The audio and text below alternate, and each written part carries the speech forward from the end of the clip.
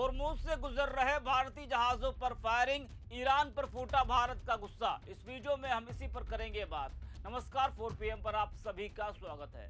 दोस्तों, एक ऐसी खबर सामने आई है जिसने भारत का गुस्सा सातवें आसमान पर कर दिया है। जिस होर्मुज को पार कर कई भारतीय जहाज आए, उससे लग रहा था कि ईरान भारत के जहाजों को कोई नुकसान नहीं पहुंचाएगा, ना ही रोकेगा। लेकिन ईरानी सेना का भारत के खिलाफ एक शर्मनाक चेहरा सामने आया है। ईरान ने सामरिक रूप से बेहद अहम होर्मुज स्ट्रेट को दोबारा अपने नियंत्रण में लेकर तुरंत बंद कर दिया। इसके साथ ही खाड़ी में तनाव बढ़ गया। नाकेबंदी के चलते समुद्र में जहाजों की लंबी कतारें लग गई, जबकि वहां से गुजर रहे 2 भारतीय झंडे लगे हुए जहाजों पर गोलीबारी की गई है। इन दोनों जहाज पर भारतीय झंडे लगे हुए थे। इस घटना के बाद होर्मुज के रास्ते से कम 2 भारतीय जहाजों ने यू टर्न लिया है। अच्छी बात यह है कि इस हमले में जहाज के किसी भी क्रू मेंबर को चोट नहीं लगी और जहाज को भी कोई नुकसान नहीं पहुंचा। इस घटना के बाद बाकी भारतीय झंडे वाले जहाजों की सुरक्षा पर खास ध्यान दिया जा रहा है। वहीं इस घटना के बाद ईरानी राजदूत को भारत ने तलब भी किया है। भारत सरकार ने ईरान को लेकर बड़ा कदम उठाया। विदेश मंत्रालय ने नई दिल्ली में ईरान के राजदूत को बुलाकर उनसे बातचीत की। इस दौरान भारत के विदेश सचिव ने साफ तौर पर अपनी चिंता जताई है। उन्होंने कहा कि होर्मुज में 2 भारतीय झंडे वाले जहाजों पर हुई फायरिंग बहुत गंभीर मामला है। दोस्तों, आज सत्ता की आंखों में आंखें डालकर पत्रकारिता करना मुश्किल हो गया है। हमारे 4 PM नेशनल यूट्यूब और फेसबुक चैनल को, जिसे आपका प्यार और विश्वास हमेशा से मिलता रहा, उसे बंद करके सरकार ने यह साबित कर दिया है कि वो आपके सवालों से कितना डरती है। मुश्किल दौर है, लेकिन हम ना रुके थे और ना ही रुकेंगे। हम सच के लिए हमेशा लड़ते रहेंगे। ऐसे में 4 PM यूपी को आप लोग ज्वाइन करें और निष्पक्ष पत्रकारिता को जिंदा रखने के लिए जितना हो सके उतना हमारा आर्थिक सहयोग भी करें।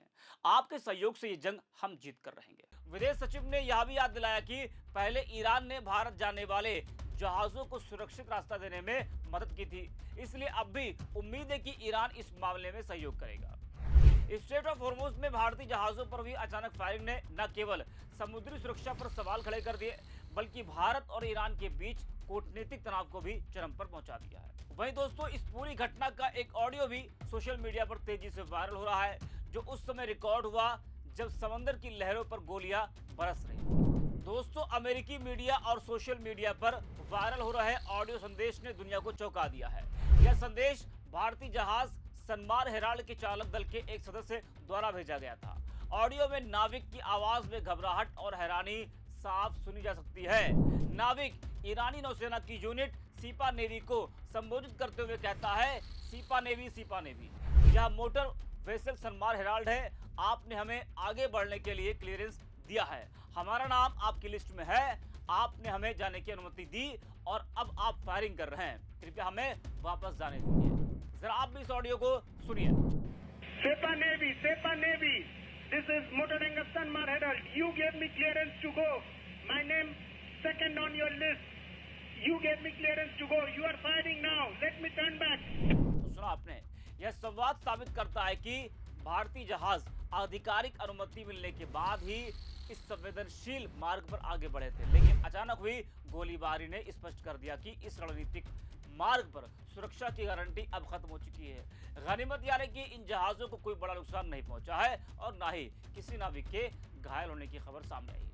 लेकिन दोस्तों, इस घटना ने नाविकों के मनोबल को बुरी तरह से प्रभावित किया है। वहीं इस घटना के बाद भारत का गुस्सा फूटा है और भारत ने साफ शब्दों में कहा कि व्यापारिक जहाजों और नाविकों की सुरक्षा के साथ कोई समझौता नहीं किया जा सकता है।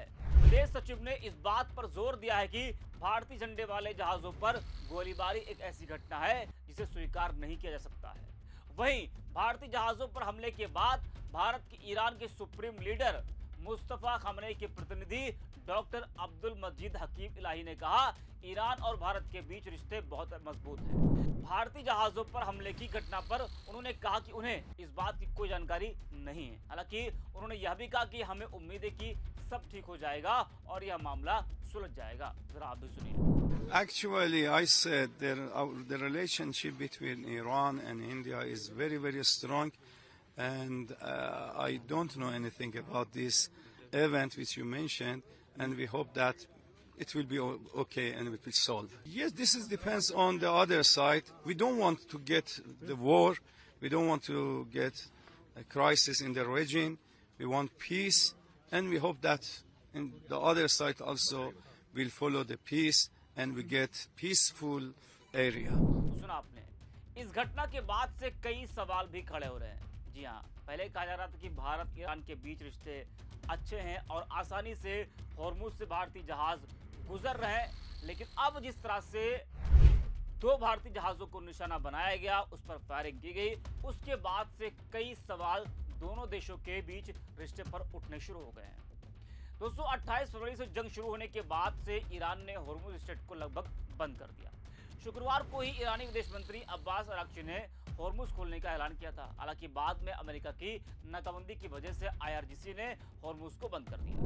कल जब भारतीय जहाज तेल लेकर गुजर रहे थे, तब IRGC ने गोलीबारी कर दी। इसके बाद भारतीय जहाजों को अपना रास्ता बदलना पड़ा। इस गोलीबारी के बीच भारत के एक जहाज ने हॉर्मुज पार कर लिया है, जबकि 4 जहाज वापस लौट गए।